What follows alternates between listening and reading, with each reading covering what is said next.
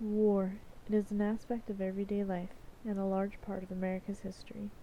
From the Revolutionary War in 1775, all the way past World War I and II to the War on Terrorism that was started on 9/11. Throughout this video, we'll hear from a variety of Americans, some who have no military experience, others who have children that are in the military, and some who have served along with their families. So I ask you, how has war affected your life?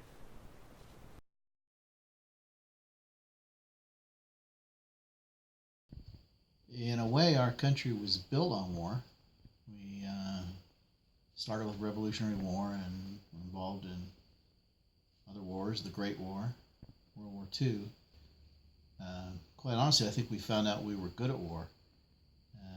That in turn, I think created the military-industrial complex, and we found out that war could be economically viable. And so I think as Americans, we like to think of ourselves as being good at war. We don't like war. We don't embrace it. But when we do embrace it, we like to think of ourselves as good at it. And we've never suffered the horrific events of war as the Russia has horrible, horrible millions of people. I think it affects how you feel for, cause like with the terror attacks lately that we had, it's like it can happen anywhere. You can be anywhere and you can get hurt. And so you're kind of uncertain what's going on, so don't feel safe. So I think that's one thing, it's the war make you feel unsafe. And so it's not just a formal war, it's a act wars. So you think, do you want to go outside today? And it might be somebody coming down the street. Who knows? Yeah. You never know. I like that. People at work, you think like happening in the workplace too. Doesn't matter where you go, you could be unsafe. But then you think, well, it might not never happen. So Yeah. let's just think positive. I think war affects our country because it is violence and that can hurt other people that is more dangerous than if we talked through the situation and really figured it out.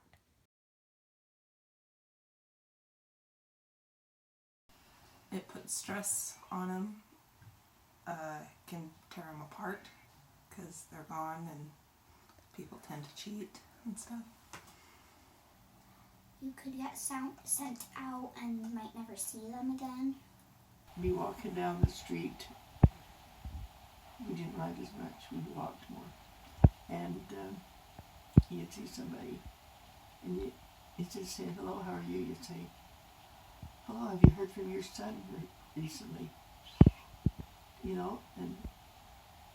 And I thought, well, that's what you want to know how they are, And I can remember my mother saying once, when you see this one lady, she says, do not ask how her son is. She said, just look. And if she's not crying, I just tell her how nice the sunshine looks,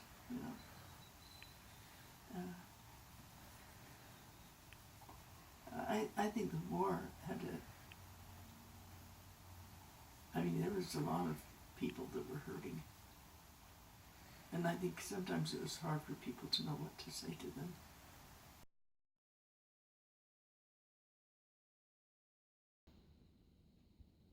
I think it's obviously going to be way different for a veteran family or a military family than a civilian family. But I think families now are taught. As I said, I think that a big change is the way the country respects the soldier, the airman, the marine, the sailor, and I think children are taught that these are good people, and so I think families tend to teach their children that the military is good now, whereas I think previously maybe they didn't do that so much. They could be frightened. They could get stressed out. If somebody went to war, the family would be really stressed out. Older brother, they got drafted in during the Navy, so they left home, and me and my dad was left to do all the work around the house, around the farm that we had to do more work by ourselves.